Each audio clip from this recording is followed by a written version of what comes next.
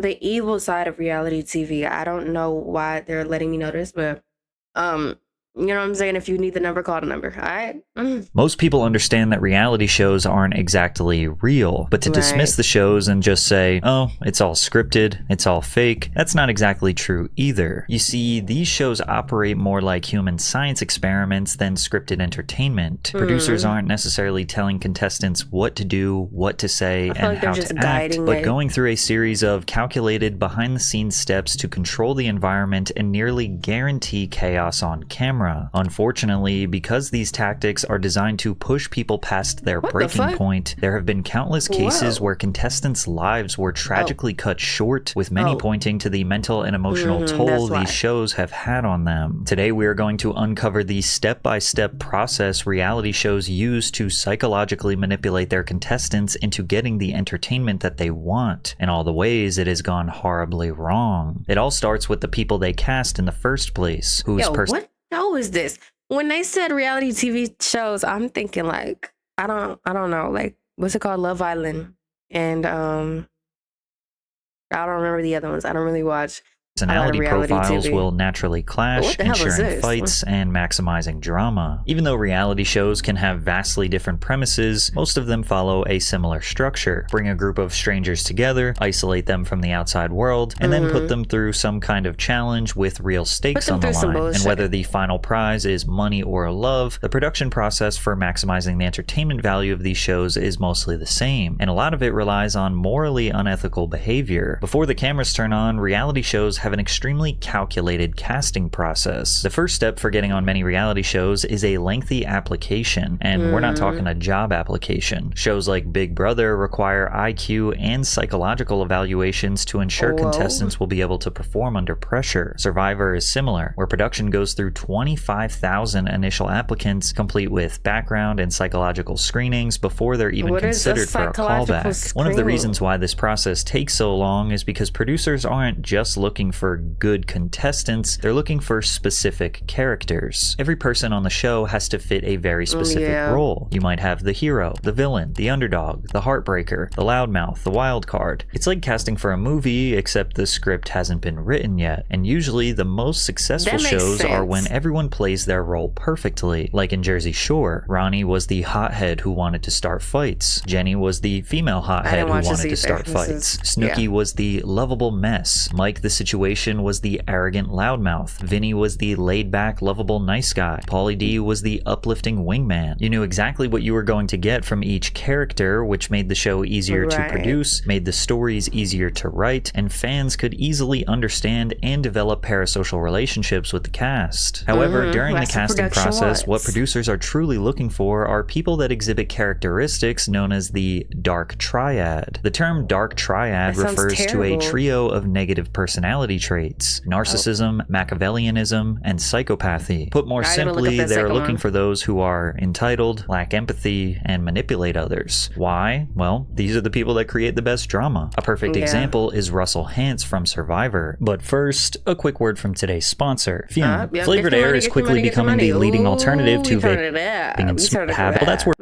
Fume is bird wood and doesn't flavor, so part of if you order the 3-2 level up screen legendary for burning other contestants' socks, sabotaging food supplies, and lying legendary for burning other. Despite the show's focus on strategy and endurance, Russell became legendary for burning other contestants' socks, sabotaging food supplies, and lying straight to people's face. He wasn't just playing the game, he was thriving on manipulation and control, and fans love to hate him for it. Some contestants wear these dark triad traits like a badge of honor. Tiffany New York Pollard is one of the most iconic reality stars in history who was unapologetic about stirring up drama on VH1. That was a reality TV show? I thought that was like a show. Flavor of Love. Not you. You can choke. This was the first interaction I really had with Rain, so I wanted to see her her anger level. I wanted to see if I was powerful enough to twist her mind. It was a mind thing. She got mind screwed by me, and it worked. My advice to the other ladies in the house would be beware of me, because I'm not backing down. Or take Stephen Bear from X on the Beach. He built a persona around seduction, betrayal, and exploiting his relationships for entertainment, but it turns out this was no persona. This was actually who he was in real life. Bear was convicted and jailed for revenge porn after leaking explicit footage of an ex-partner online. He was sentenced to 21 months in prison. Psychologist Pamela B. Rutledge says that the perfect reality TV star and the perfect scammer. What is holy Jesus? What is going on today? Like, I never get ads during videos. They give me one right before, and that is it. Hey, y'all. You know what I'm saying? Like I said in the last video, but this might be out of order. If you know a good ad blocker, this is a good time to go in the comments and please let me know. Please. All of them that I be trying, they don't work. Artists have many overlapping traits. Actors, con artists, and scammers all tend to exude energy and have excellent powers of persuasion. The best scammers can project something desirable and likable about themselves to increase perceptions of trust and appear to offer an opportunity with lots of upside while glossing over the risks. And to no surprise, there are literally countless people who were found guilty of financial crimes before or after appearing on reality TV. Jen Shah from The Real Housewives of Salt Lake City was running a telemarketing scam targeting vulnerable, often elderly individuals. Shah pleaded guilty and was later sentenced to 6.5 years in prison and ordered to pay $6.5 million in restitution. Teresa Giudice from The Real Housewives of New Jersey served 11 months in prison after committing multiple acts of financial fraud. Richard Hatch from Survivor was indicted for fraud and tax evasion. Todd and Julie Chrisley were found guilty of both evading taxes and conspiracy to defraud community banks out of more than $30 million to fund their lavish lifestyle. Julie and Todd were sentenced to 7 and 12 years in prison, but lucky for them, another reality star scammer had the power to personally pardon them. If you just Google reality star fraud, you'll get so many different examples that it actually looks like these producers are intentionally trying to cast scammers to be on their show. But show producers have been criticized for not doing enough due diligence to avoid platforming bad or immoral people. Since they go through a deep vetting process, they should know about any potential controversies. Bachelor contestants met with a private investigator who is, quote, trained to dig up any skeletons in the closet, partly to use for their storyline, but also to get ahead of any tabloid stories that could come to the surface if they were on the show. Had they ever been arrested? Had they ever sent nude photos to anyone? Had they ever made an X tape? Had they gotten a DUI? Recently, Love Island cast member Sierra Ortega was removed from season 7 after posts from years ago resurfaced showing her using a racial slur that was historically used to attack Asian people. Outrage erupted online, she was labeled a racist, and fans demanded that she be removed from the show. She announced that she left the show due to a personal situation and then issued an apology online. I had no ill intention when I was using it, but that's absolutely no excuse because intent doesn't excuse ignorance. It just doesn't. Sierra also noted in her apology that angry fans called ICE on her family, and she posted a slew of extremely hateful messages and threats she was receiving. To give you an idea, like I said, what video was that where I was like, I think it was the Michael B. Jordan one, where it was like people on the internet, you could do a bottle flip wrong and somebody's gonna message you that if you step foot in Chicago, you're done. Like, you know what I mean? Like, people, I don't understand. Like, you could be mad about something, but why does it always go so far? Y'all need to chill. There's something in the water. There's something in the something. Or y'all are just OD aggressive over like little shit. I'm not saying that that's little, but I'm saying I've seen instances where it was like almost excusable stuff or like forgivable stuff in other people's instances where, or things where it wasn't wrong at all. And people have literally gotten death threats. And it'll be like, they could have made a joke on TikTok that just wasn't funny. And people be like, oh yeah, you're done. Like, say goodbye.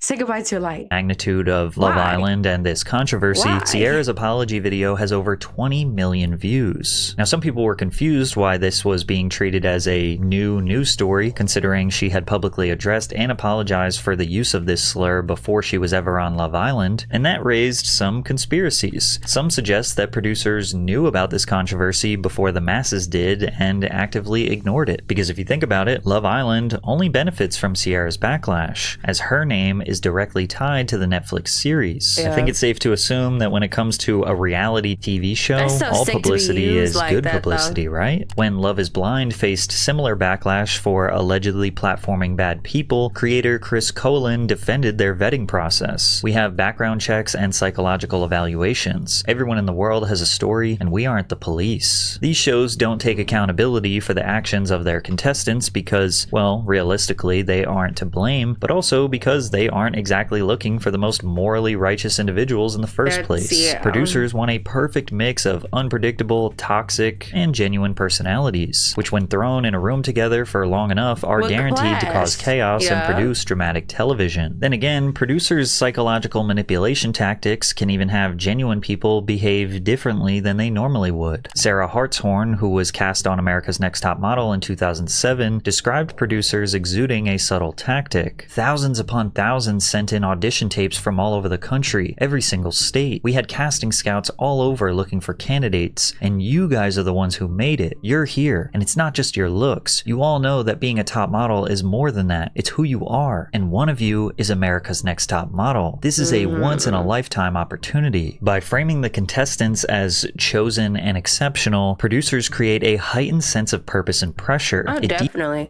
That's the most obvious. That's the most obvious. And it sets them up to be against each other because it's like, okay, the wording of only one of you. Yeah, y'all got picked out of all of these people, so you know you're better than them. But you have to also be better than the people in this room. So it's no longer like whatever. Everybody's on 10 against each other now, because you basically just pit them against each other psychologically. Deepens the emotional investment of the cast, making them more willing to endure extreme conditions or humiliation for the sake of not wasting their once-in-a-lifetime shot. It also shifts the power dynamic in favor of the producers. Contestants are no longer just people, they're characters in the producer's story that they feel obligated to live up to. And before ever stepping onto the set, contestants are almost always required to sign strict contracts, often including detailed non-disclosure agreements. Now, it's easy to understand why NDAs are somewhat necessary to... Oh my gosh. What's going on today? What did y'all do, YouTube? I'm so sick. Being spoiled by bitter contestants, as the episodes were filmed months in advance, but fans have to wait week after week to find out what happens. What they don't realize is sometimes these contracts come with threats. Sarah Hartstone recalls America's Next Top Model producers threatening to sue contestants for $5 million if they leaked any information about the show. The contestant... Yeah, there has to be a threat, because shit, as long as it was just suing them, that's like, isn't that what the NDA is already? It's like I'm saying that I'm not going to give up this information, and if I do, you're agreeing to getting sued, essentially. Were shook. They thought, we don't have $5 million. The producers replied, we know you don't. We know all about all of your financial information. None of you have $5 million. None of your families have $5 million either. But the NDAs can go even further. They can prohibit contestants from publicly discussing production conditions, mental health struggles during filming, and any manipulative tactics producers use behind the scenes. Take this viral Reddit post from a former reality show contestant, for example. The producers made me go through hell for 4 months. I lost my house, my car, my business, my boyfriend. I was very naive, and they exploited me to the point of a mental breakdown. They used contracts to hold me hostage in a sense, gaslit me every day. I can't even bring myself to discuss what they did, as it's so upsetting to think of, as they used me and I feel so stupid. I'm now living with my parents at 40, too afraid to date or work again, and have overwhelming shame. Now sure, this could just be a random person on the internet making this whole thing up, but this anonymous recount sounds exactly like the countless personal stories I will share throughout this video. So now that producers have acquired a perfect cast of clashing personalities, instilled all of them with a slight god complex, and prevented them from revealing any information about their experience, are they related?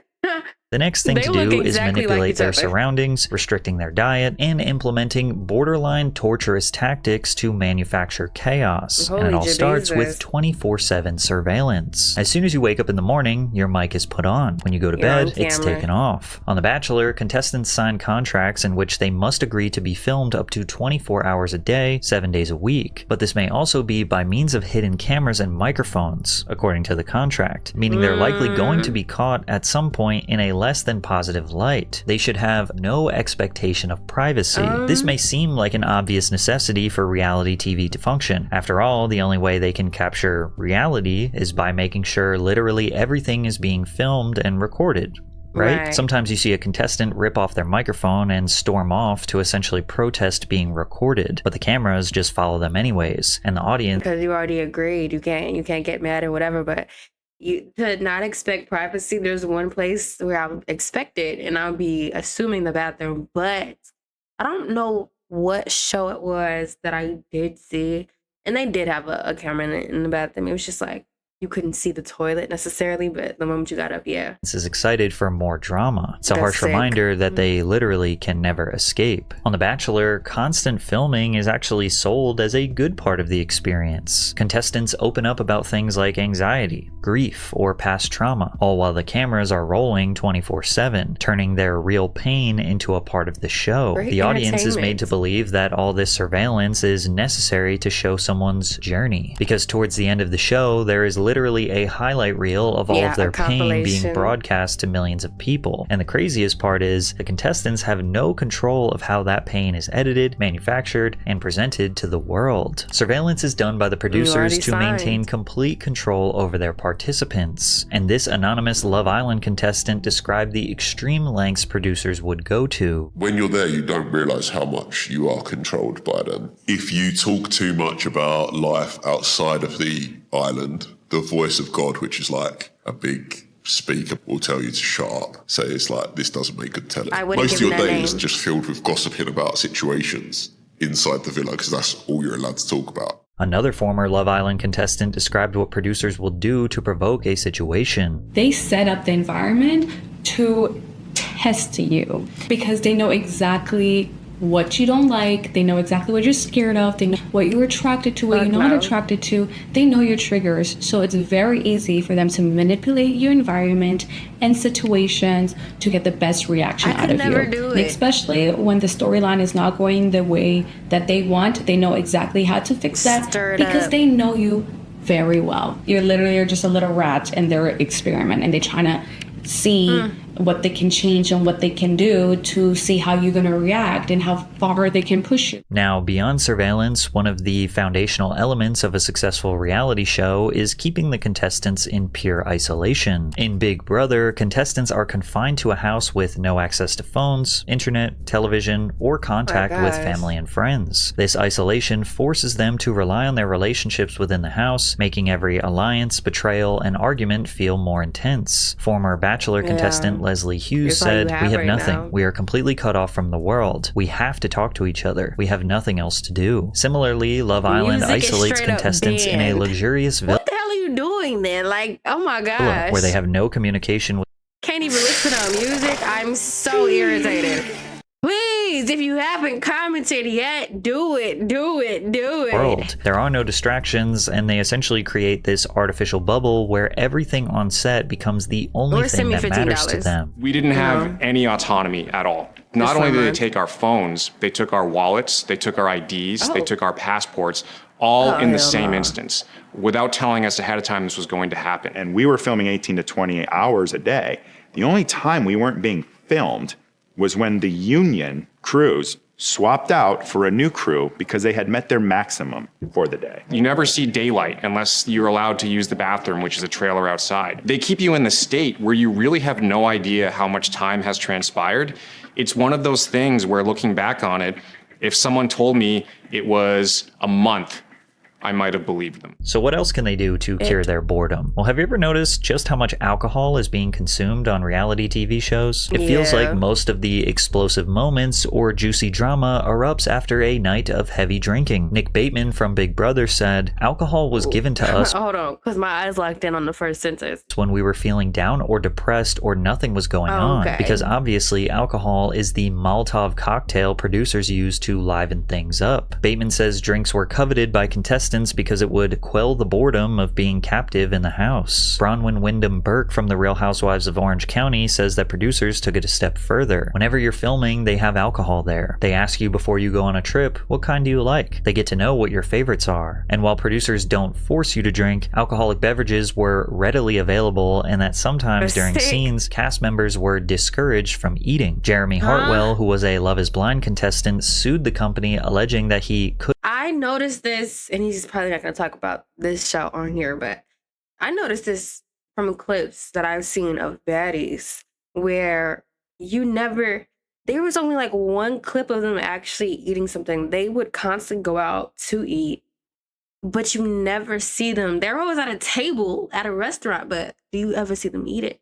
And it's like they get to fighting before the food ever gets ordered, if it was ever intended to be ordered in the first place. And it's like, you never see them eat, but you will always see them take a shot. That was like one of her like main things. That bitch Natalie Nunn, right? It's like the little baddie shot of clock chant that they do to encourage let's drink.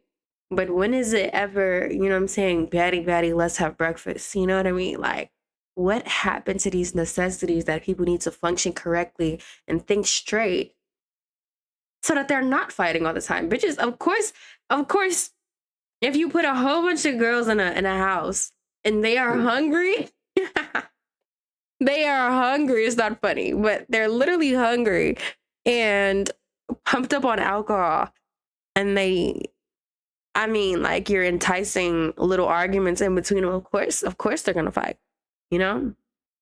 And they want their like one shot at like fame or whatever, but yeah, all of those aspects together is just bad. Could not access food and water, but alcohol was available and even encouraged on an empty stomach. Now, it's one thing to give a bunch of partiers some alcohol, but putting restrictions on their diet is just borderline evil. And there's a lot of evidence that supports this tactic. On The Bachelor, contestants are not allowed to eat any food during their dates because the microphones pick up the unpleasant sounds. No one looks good eating, and microphones pick up all kinds of chomping. Yeah. Now, this seems like a justifiable reason, and even though it sounds messed up, in shows like Survivor or Alone, contestants aren't fed enough to somewhat mimic the simulated reality of surviving in the wild. But one could also theorize that low blood sugar could prompt emotional reactions, pushing contestants towards emotional or medical breakdowns. Exactly. In Mr. Beast games, contestants complained about their food rations. One meal reportedly included a tiny portion of cold oatmeal, one hard-boiled egg, and a few pieces of raw vegetables. They also described going along stretches without being fed by the production. There were times when the production staff gave out small feastable chocolate bars and filmed some people eating and praising the candy. Contestants with food allergies and dietary restrictions struggled more than others. Before the competition, people filled out forms detailing their dietary needs. An FAQ document was provided to contestants in advance of the event and said that all dietary and food restrictions would be taken into consideration. However, several contestants claimed to be served food they were allergic to and that alternatives hadn't been provided. "We were treated horribly," a contestant said. "They took on this challenge of 2,000 competitors. They should have known they needed an enormous crew to handle this correctly." So now that producers have trapped and isolated borderline toxic people who are malnourished and pumped with alcohol, at the very least, a good night's sleep would be their last chance to recalibrate. Well, they don't get that either, because sleep deprivation is one of the most messed up but crucial parts of the reality show entertainment formula. They don't let them sleep. We feel alive. There's no clocks. What they was doing was like keeping you up really late, waking you up early, so then you're going to react more because you like basically got sleep deprivation. Tired. Do and you then just support drink. Israel and the Jewish people now? Get this Please comment. Tell me something. Shows follow a similar daily routine. Wake up early in the morning, typically around 7 a.m. Then they go do their competitions or tasks for the day. Then in the evenings, they talk strategy or socialize with another while getting drunk. Now you have to keep in mind that producers' top priority is to get 45 minutes of watchable television each day. They can count on roughly half of the airtime coming from the actual competitions or tasks, but the other half needs to be the all too sweet drama that everyone craves. And if the day is coming to an end and they don't think they have enough, they will keep the contestants awake. For 3 years, Sarah Shapiro worked as a producer on the reality show The Bachelor. Her task, as she recalls it, was to get the contestants to open up and to give them terrible advice and to deprive them of sleep. She sees it now as complicated manipulation through friendship. In Jeremy Hartwell's lawsuit against Love is Blind, he said that they implemented what was called night dating. We didn't have clocks or anything, so it's hard to know exactly when it happened, but typically the night dates would last until about 2 a.m. He estimates that between getting back to his hotel room at 3 a.m. and being expected in the lobby at 7:15 a.m., he got 2 to 3 hours of sleep a night. On The Challenge, cast members have reported being kept up until 3 or 4 a.m. and then forced into physically demanding tasks just a few hours later. On Love Island, lights in the villa stay on until producers decide it's time for bed, and contestants are often woken up abruptly for surprise challenges. The lights are on the entire time during Big Brother taping, even when the contestants are asleep. Interestingly enough, this is the same tactic that is used by the toughest maximum security prison in El Salvador. Privacy and sleeping with the lights off is considered a privilege. The modules are kept lit all day and night for monitoring. When the sun goes down, the lights stay on all the time. They are constantly being observed. I think this is one of the hardest things. When they try to sleep, they use their towels and cover their eyes to block the light. And if all this manipulation, control, pushing contestants to their breaking point still isn't enough to make a good show, producers have one final weapon. They'll rewrite reality itself through a process known as frankenbiting. Frankenbiting is the editing technique reality TV producers use to reshape a contestant's words and actions into... You can always tell when this shit happens because it's, well, y'all can't hear what I can hear. There's somebody outside. You can always tell when this happens. I can always peep when there's hella cuts. There's a cut after every word said. It'd be like, I can't fake it. Whatever storyline they want, even if it's not what actually happened. Editors take small clips of dialogue, sometimes even single words or reactions, and stitch them together to create entirely new sentences or emotional responses that never happened. And there's a clip, this is so random, from Victorious, in some random episode that literally shows this happening, that reality TV shows will do this. They'll literally just stitch together random shit to make it entertaining and to not take it seriously. You know what I mean? And I think that was a valuable lesson. That, you know what I'm saying, y'all might overlook, but it's just another reason why Victorious was the best Nickelodeon show. In real life. Now, a lot of the time, this seems to be completely innocuous. Like this clip from The Bachelor. The girl who says, "shut up," is spliced into the edit to make it look like she interrupted Corinne. I know that I may not be everyone's favorite person. Shut up. And I feel like there's like things going on behind my back or comments or whispers, and because she definitely would have reacted to that. In that moment in real life, when Corinne was talking, Jamie did not interrupt her and say shut up. That was taken from an entirely different moment out of context. And then the women who are shown laughing after Jamie says shut up was also clearly taken out of context. This happens so often in reality TV, and it's extremely clunky to watch. It often makes me wonder how people get so invested when you can see that things are manipulated even for the smallest reasons. However, sometimes situations are chopped up so much and narratives are so distorted that it's shameful producers got away with it. On season 1 of Joe Millionaire in 2003, Sarah Kozer was being portrayed as the bad girl. Producers set up a scene where Sarah and Evan go for a walk into the dark yard where the cameras cannot capture them. They took audio from Sarah getting a back massage from another female castmate hours before and then put it over a vague panning shot of the backyard and made it seem like she was giving Evan top in the woods. They made it look like she gave him head in the woods. Holy But even when Sarah tried to go to the Jesus. press after the show was over and convince everyone that the whole scene was taken out of context, people around the world were not convinced. That's the problem. That's the problem.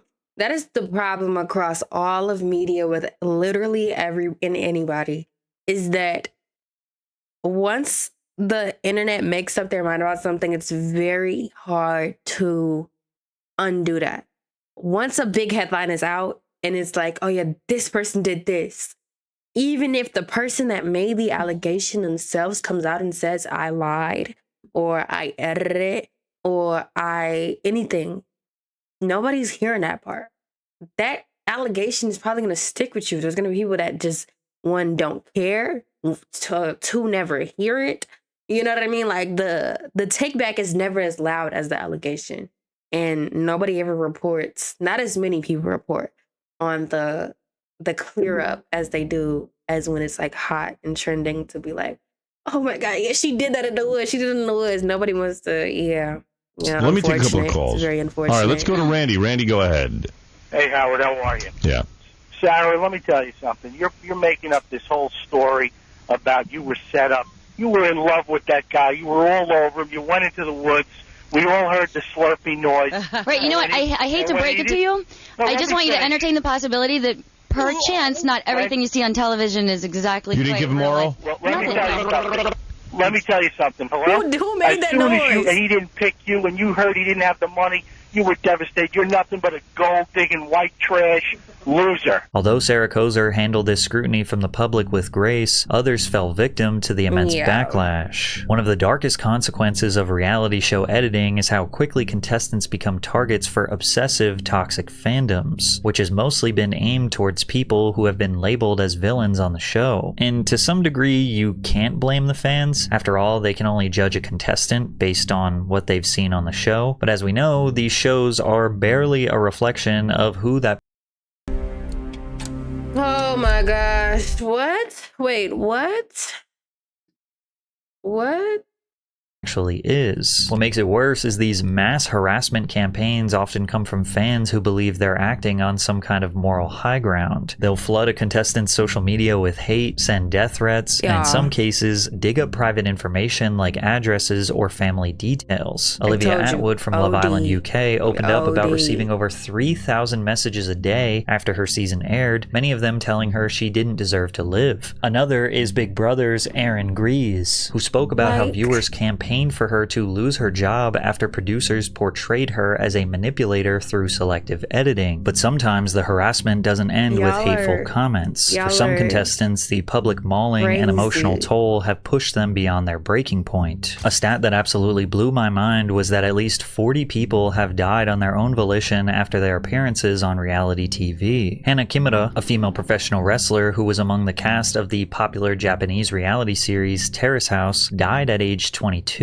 She posted a goodbye message on social media after receiving a storm of hate online. Love Island had two contestants in back-to-back seasons suffer the same fate. Sophie Graydon, age 32 in 2018, and Mike Thelastis, age 26 in 2019. The Bachelor had two women from the same exact season pass, Alexa McAllister and Gia Allemond. What if I told you that the very first person who was ever voted off a reality show in history also suffered the same fate? Would that not be a slight indication of a broken system? In June 1997, Sinisa Savija became the first person in the world to ever be voted off a reality TV competition. The show was called Expedition Robinson. 4 weeks after he was voted off, he walked in front of a train. 9 weeks after that, the first episode of Expedition Robinson aired anyway. Before I started researching this video, I knew reality shows were pretty messed up, but I had no idea just how many tragic losses have been suffered from former contestants and the countless other attempts that have been made. And of course, this fate is never the result of just one thing. It's an incredibly complex and deep decision influenced by countless factors. But when reality shows follow the same formula again and again, calculated casting, it just shows that the producers do not care.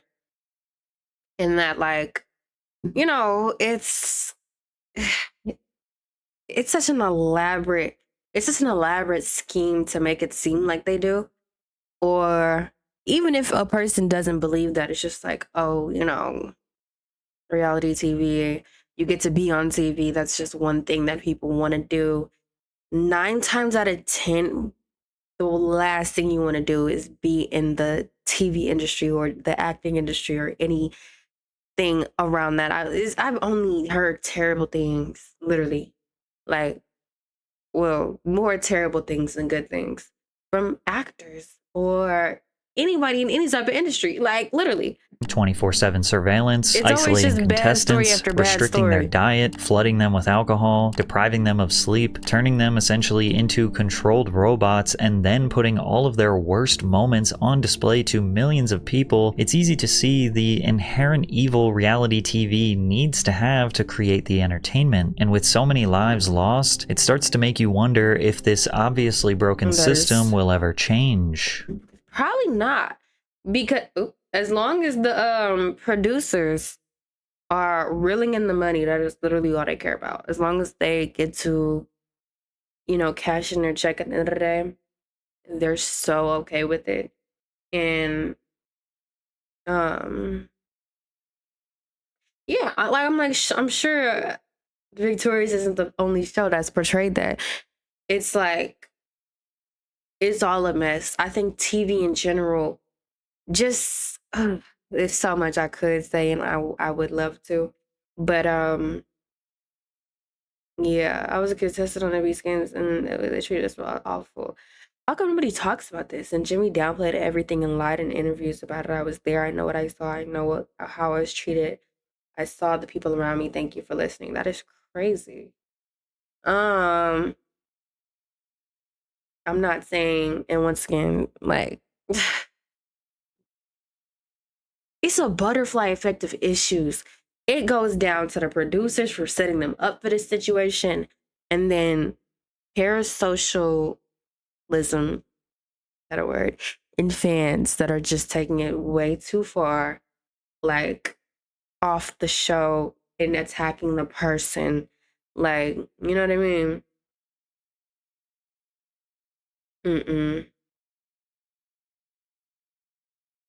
It's not reality. That's another thing. It's reality TV, but it's not portraying reality. So it's just all fucked up. Deadass, just bomb the whole chill. Bomb the whole, like, the whole category. Just fuck it. Like, you know what I mean? Like, scrap it. Basically. It's all bullshit. Because it's not even reality. Deadass. The only reality show that I used to watch was Keep It Up with the Kardashians. I know it's like, oh my gosh, why? That's so random. But I don't know. When Kim Kardashian was in her prime, I really wanted to know why she was famous. And I had to know. So I started watching it. I think I got to like season 11. I got pretty far before I was like, okay. But I just wanted to know why she was famous. But even watching that, you could tell, like, it ain't real. It ain't real. And the other problem is when people believe it is real and not only treat the people that type of way, but it might also reflect on themselves, thinking that they have to be a certain way when all of this is so, it's constructed. It's so, like, damaging just to people in general that watch this bullshit. Y'all gotta turn the TVs off or something. But yeah, that's my little rant. So that's the video.